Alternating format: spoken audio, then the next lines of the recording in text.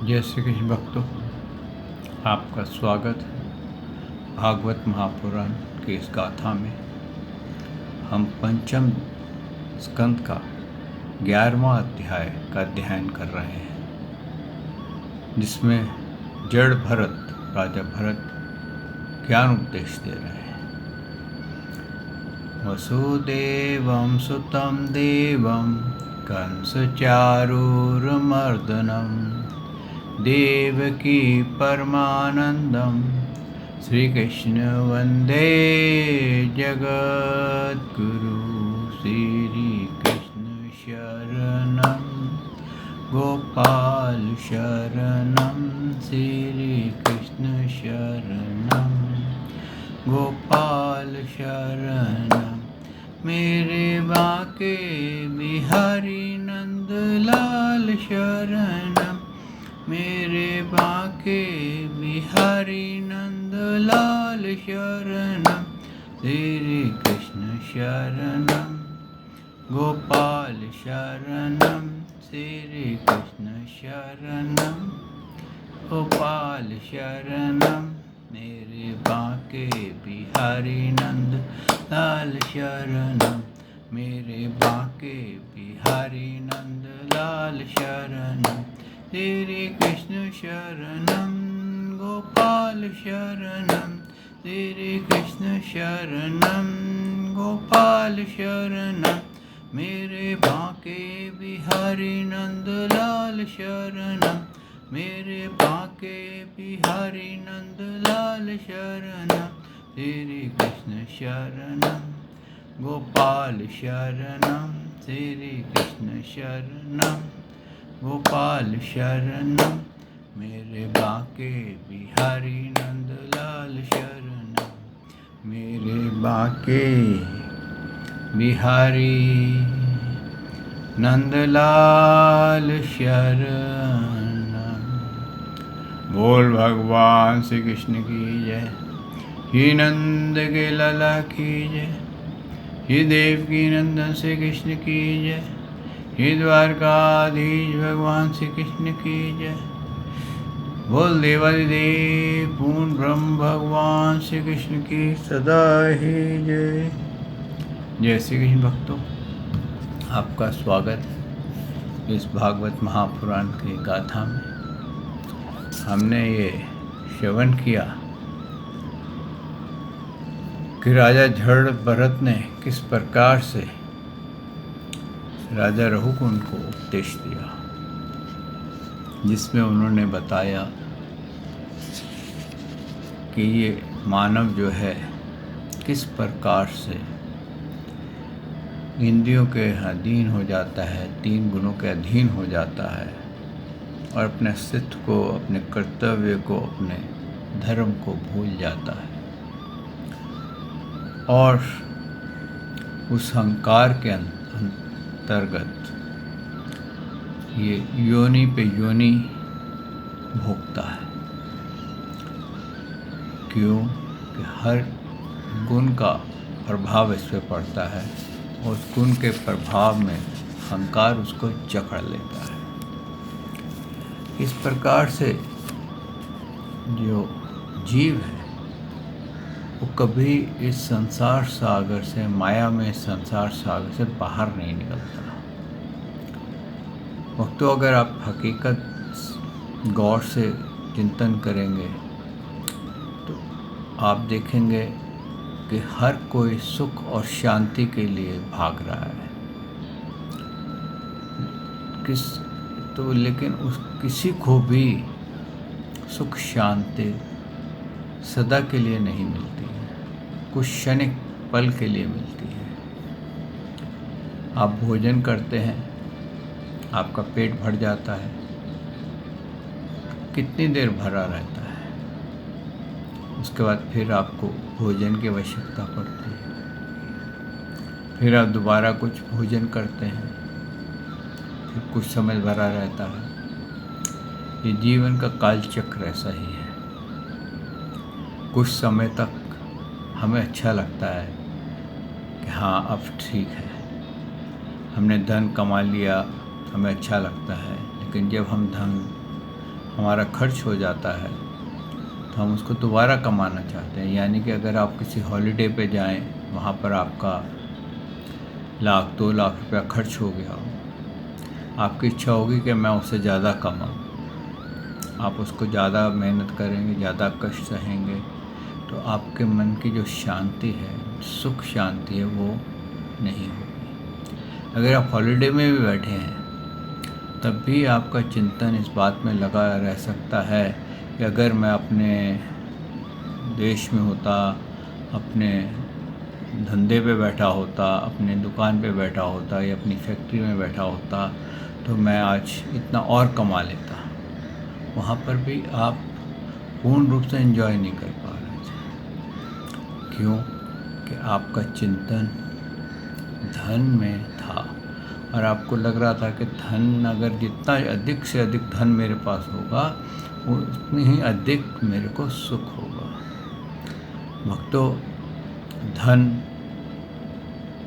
बहुत अच्छी वस्तु है, इसके बिना निर्वाह भी नहीं होता है, लेकिन जो इसको अपनी कमज़ोरी बना लेते हैं, जो ये समझते हैं कि धन के अतिरिक्त और कोई सुख नहीं है, तो सदा दुखी रहते हैं। वो डोमेन ऑफ वांटिंग में गिर जाते हैं और डोमेन ऑफ वांटिंग कभी फुलफिल नहीं होता है। एक के बाद दूसरा, दूसरे बाद तीसरा कार्य चलता ही रहता है। यही राजा भरत रघुगुण को समझाने की कोशिश कर रहे हैं। आइए भक्तों, इस भागवत महापुराण को आगे बढ़ाते हैं और श्रवण करते हैं कि राजा जड़ भरत ने क्या क्या ज्ञान और दिया।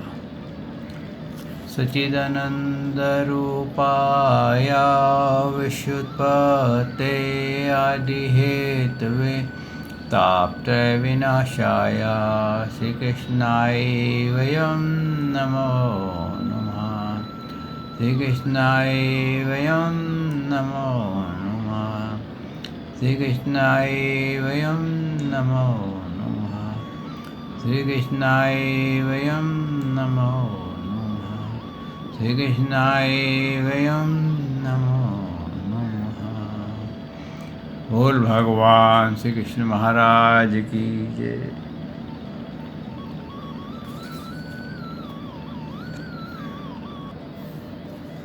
राजा जड़ भरत बोले, विषय असत मन जीवों को संसार संकट में डाल देता है और विषयहीन होने पर वही शांति में मोक्ष पद प्राप्त करा देता है। जिस प्रकार घी से भीगी हुई बाती खाने वाले दीपक से तो धुएं वाली शिखा निकलती रहती है और जब वह घी समाप्त हो जाता है तब वह अपने कारण अग्नि तत्व में लीन हो जाती है।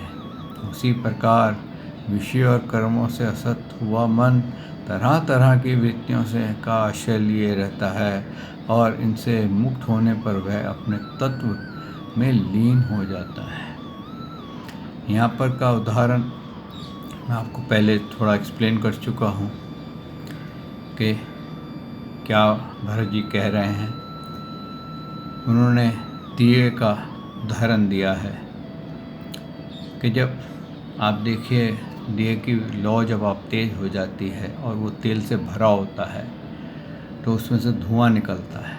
इसी प्रकार से जब हमारे अंदर विषयों का, सांसारिक भोगों का तेल पड़ा होता है तो हमारे अंदर से अविद्या बढ़ जाती है, हमारे से कर्म खराब होने लग जाते हैं और हम जीवन मृत्यु के अपने जो पुण्य हैं वो उनको जला देते हैं और जब पुण्य समाप्त हो जाते हैं तो हम रोने लग जाते हैं। ये कब होता है?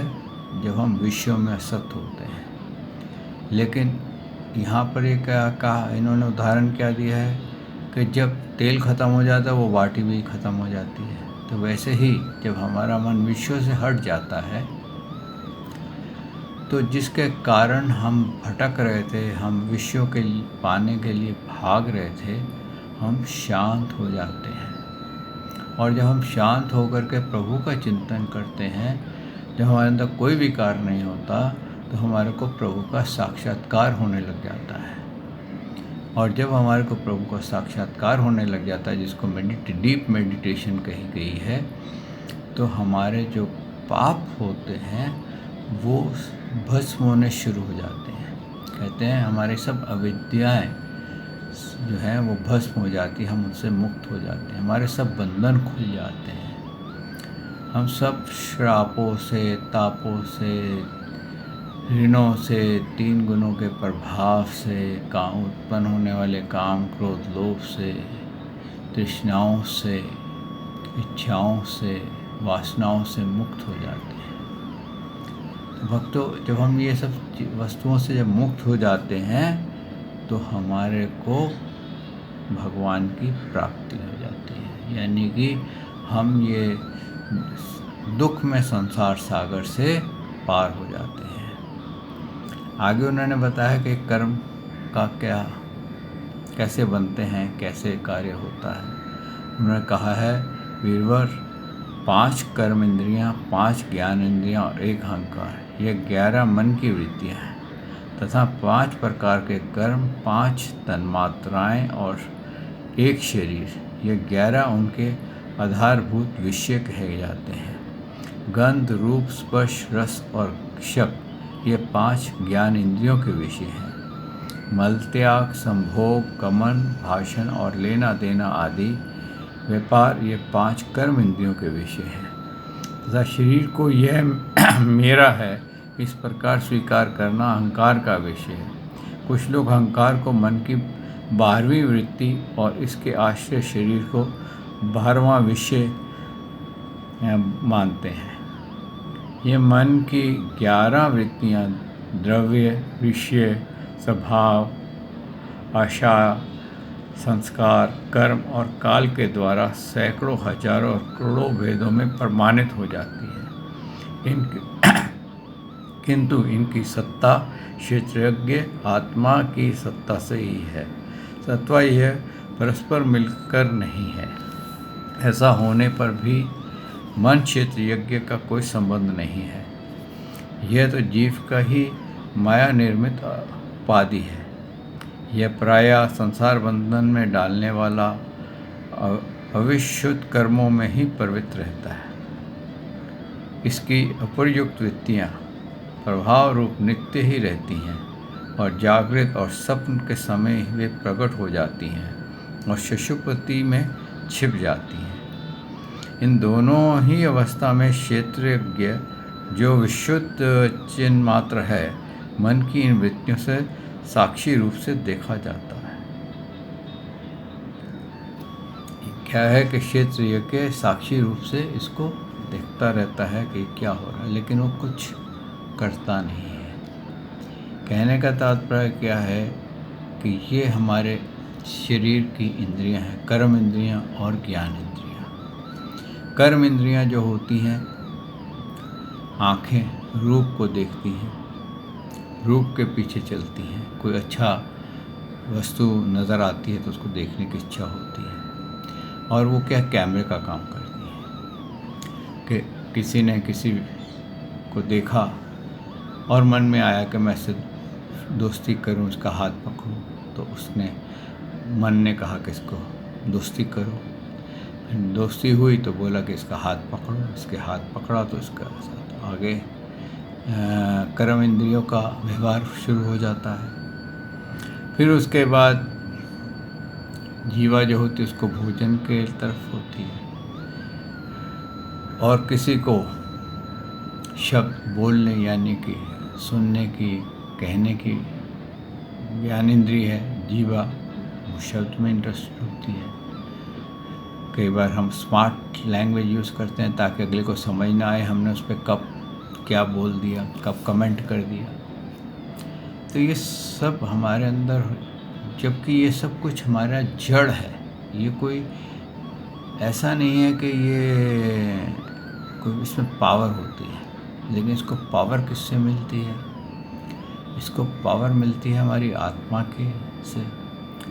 आत्मा जो होता है वो साक्षी रहता है, देखता रहता है, लेकिन वो बुद्धि को कुछ रोकना चाहे तो रोक सकता है, बुद्धि को रुका सकता है, लेकिन बुद्धि मन के अधीन हो जाती है और वो आत्मा को वो जो कर्म होता है, क्योंकि आत्मा ने उसको पावर दी है, इसलिए वो कर्म में लिप्त हो जाता है।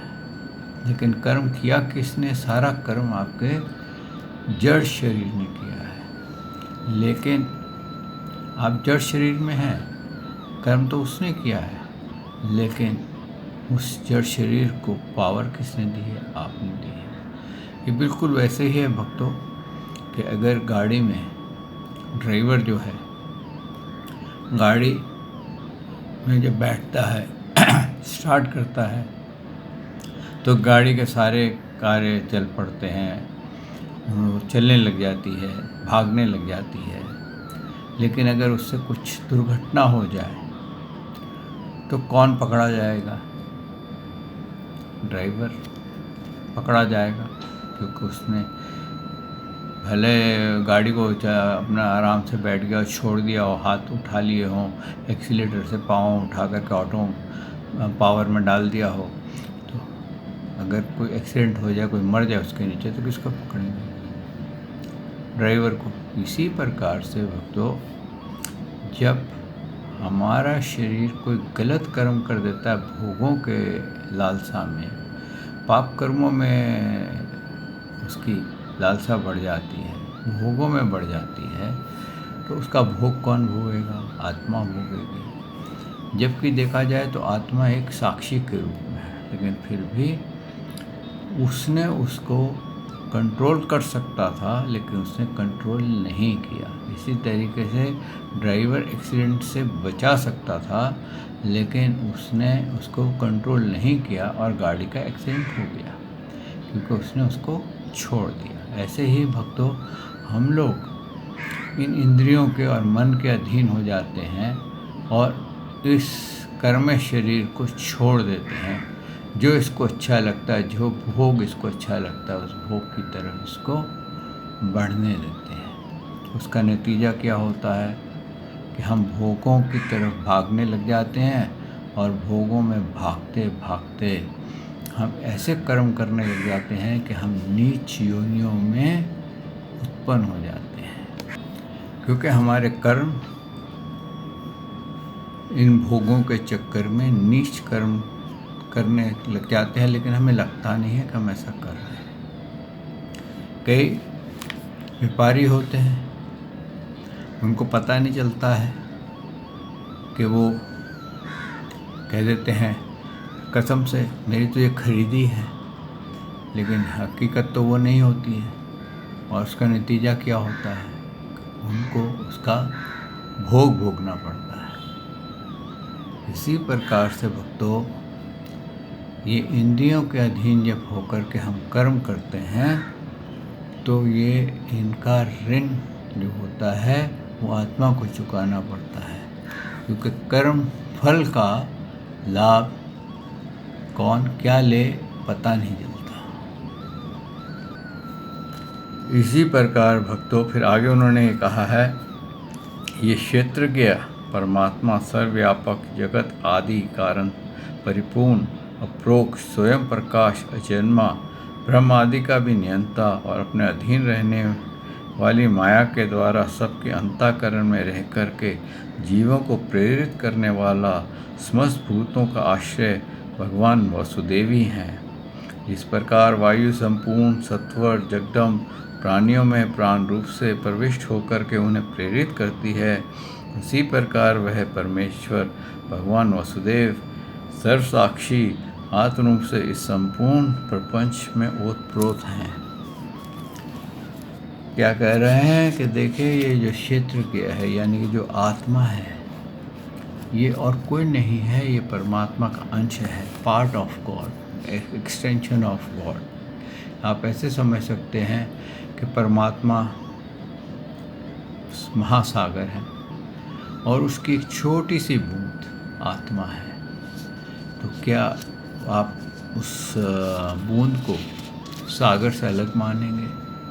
क्योंकि उसकी क्वांटिटी बहुत छोटी है, लेकिन उसके अंदर जो क्वालिटीज़ हैं वो वही हैं जो भगवान की हैं। इसीलिए उन्होंने कहा है कि सबका नियंता है। यहाँ पर जो कहा है ना उन्होंने, प्रोक्ष स्वयं प्रकाश अजन्मा ब्रह्म आदि का भी नियंता, यानी कि हमारे जो आत्मा है वो हर इंद्रिय की, हर ज्ञान इंद्रिय, कर्म इंद्रिय, पूर्ण शरीर की, अहंकार की, सार की कंट्रोलर है। लेकिन क्या होता है कि वो उसको आनंदित देखता है कि भाई मन बड़ा आनंदित हो रहा है, बुद्धि कहती है मन आनंदित है, बुद्धि आनंदित हो रही है, तो वो शांत हो जाता है। और वो शांत होकर के उसको पता नहीं चलता, क्योंकि अज्ञानता के कारण ऐसा होता है कि उसको अज्ञानता के कारण माया में रचे हुए प्रपंच में वो लिप्त हो जाता है। और माया इतनी प्रबल होती है कि उसको समझ में नहीं आता उस आत्मा को कि मेरे साथ ये क्या हो रहा है, और वो उस माया में बहक जाता है। और ये मेरी पत्नी है, ये मेरे बच्चे हैं, इनको मैं ऐसे कर लूँ, मैं इसको वैसे कर लूँ, और ये भूल जाता है कि मेरी भी एक प्रोजेक्शन हुई है इस शरीर में, और ये शरीर से जैसे ही प्रोजेक्शन समाप्त होगी तो मेरे सब रिश्ते समाप्त हो जाएंगे। लेकिन वो शरीर में ऐसे कर्म कर देता है कि उसको अनेकों योनियाँ भोगनी पड़ती हैं। उसी प्रकार जैसे ड्राइवर को बढ़िया गाड़ी दी जाए, वो खूब सारे एक्सीडेंट कर दे, खूब जगह भगाए, ओवर स्पीड लिमिट से वो इतने सारे चालान करवा ले, लेकिन उसको भुगतेगा कौन? गाड़ी तो नहीं भुगतेगी, आत्मा भुगतेगी। इसी प्रकार से भक्तों, जो हम कर्म करते हैं उसका भोग हम स्वयं भोगते हैं, यानी कि हमारी आत्मा भोगती है। और आत्मा कैसे भोगती है? आत्मा को शरीर दिया जाता है। जैसे किसी को जेल में डाल दिया जाए तो एक प्रकार से वो जेल उसका भोग का सामान पड़ गया, उसका वो बॉडी मिल गई। आत्मा तो वही है। तो कई लोग कहते हैं जब आत्मा को कोई मार नहीं सकता, कोई जला नहीं सकता, कोई हवा गला नहीं सकती, तो फिर हमने कर्म तो इस शरीर से किया, ये शरीर तो यहाँ छूट गया, तो फिर हमें कैसे हम भोग, नरकों के भोग क्यों भोगते हैं? तो भक्तों, जैसे आप कोई क्रिमिनल होता है, उसको पनिशमेंट के लिए अलग अलग सज़ाएं दी जाती हैं। किसी को पहले अंग्रेज़ों के टाइम पे कोल्हू में जोता जाता था, किसी को मारा पीटा जाता था, किसी से कोई और कैसे कार्य लिए जाते थे, किसी को खड़ा रखा जाता था। तो ये सब सज़ाओं के तरीके थे। अब आत्मा को अगर उसमें डालना है कोठरी में, तो उसको वो शरीर दिया जाएगा, उसको बॉडी दी जाएगी, यानी कि जेल दी जाएगी जहाँ पर उसके साथ ऐसी हरकतें होंगी। तो वो जो बॉडी है, वो कहते हैं ना कि वहाँ की वो बॉडी है जिसको कि आपको, जिससे कि वो भोग आपने भोगने हैं। यानी कि आपको उस बॉडी से यातना शरीर जिसको कहा जाए, कि वो शरीर जिसमें कि आपको पीड़ा ही पीड़ा हो। आपको मनुष्य शरीर में भी ऐसा मिल सकता है, रोगों से भरपूर शरीर मिल जाए। एक रोग से आप ठीक हो तो दूसरा रोग आ जाए, दूसरे से ठीक हो तो तीसरा हो जाए।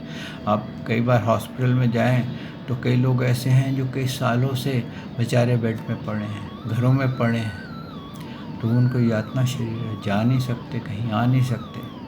तो इस तरह से भक्तों, ये यातना शरीर जो है, ये हमारे को हर शरीर, हर योनि में मिल सकता है। हमारे को मनुष्य योनि में मिल सकता है, हमारे को ये यातना शरीर पशु पक्षियों की योनि में मिल सकता है, हमारे को ये शरीर नरकों की योनि में तो मिलता ही है,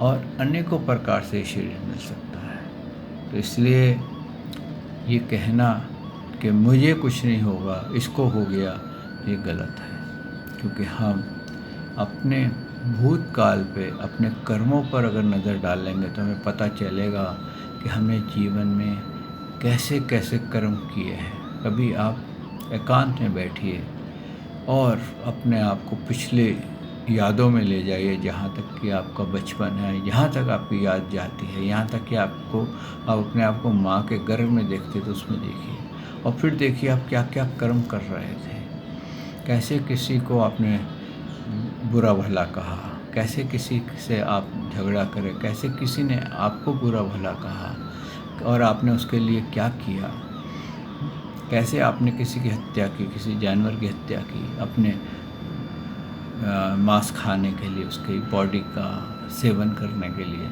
ये किस प्रकार से आपने कहा कि मांस लेके आओ, आज हम इसका सेवन करेंगे। किस प्रकार से आपने क्या क्या कर्म किए हैं, उनके ऊपर अपना ध्यान दीजिए। फिर उनसे आप क्षमा याचना कीजिए और फिर जो आपसे नाराज़ हैं, जिनका अपमान किया हो, उनसे क्षमा मांगिए।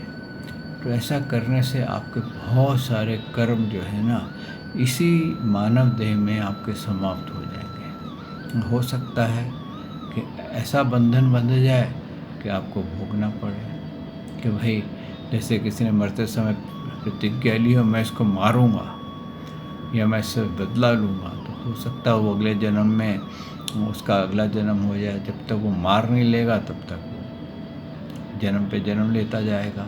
जैसे कि महाभारत में अंबिका ने लिया था। अंबिका ने जब तक भीष्म पितामह को मरवा नहीं दिया था तब तक वो जन्म लेती रही, और 3 जन्म उसने ले लिए। अब बताइए किस लिए?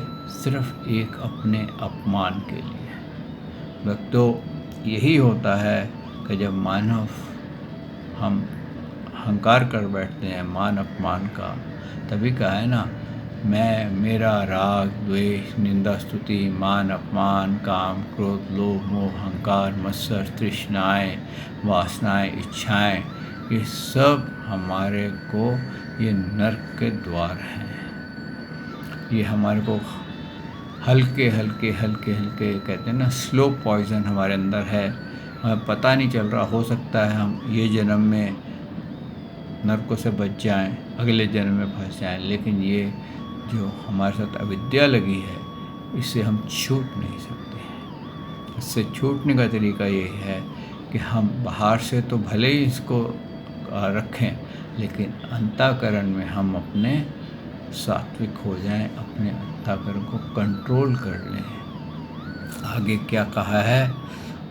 राजा जड़ भरत कहते हैं, राजन, जब तक मनुष्य ज्ञान उदय द्वारा इस माया का तिरस्कार कर सबकी असत्य छोड़कर तथा काम क्रोध आदि 6 शत्रुओं को जीतकर आत्म तत्व को नहीं जान लेता, और जब तक वह आत्मा के उपाधि रूप मन को संसार से दुख का क्षेत्र नहीं समझता, तब तक वह इस लोक में यूं ही भटकता रहता है, क्योंकि यह चित्त उसके शोक, मोह, रोग, राग, लोभ और वैर आदि संस्कारों का तथा ममता का भी वृद्धि करता रहता है।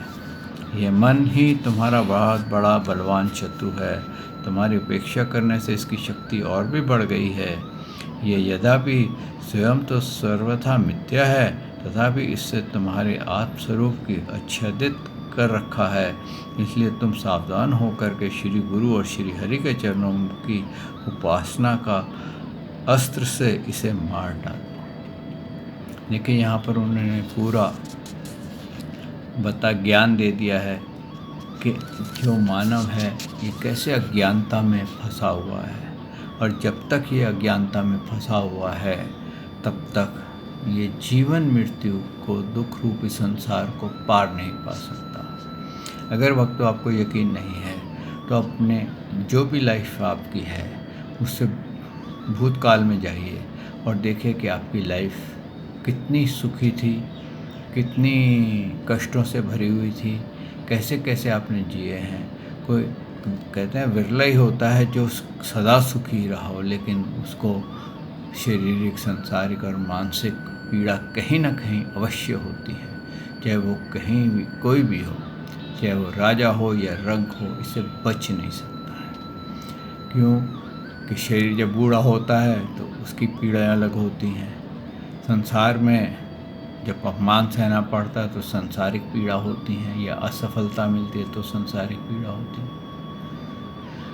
और मानसिक पीड़ा, कोई आपका कार्य पूरा नहीं हो रहा या कहीं पर आप कोई परिश्रम कर रहे हैं वो हल नहीं हो रहा, आप मानसिक रूप से परेशान रहेंगे। और जब आपको ये पीड़ाएं होंगी तो आप सुखी कैसे हुए, शांत कैसे हुए।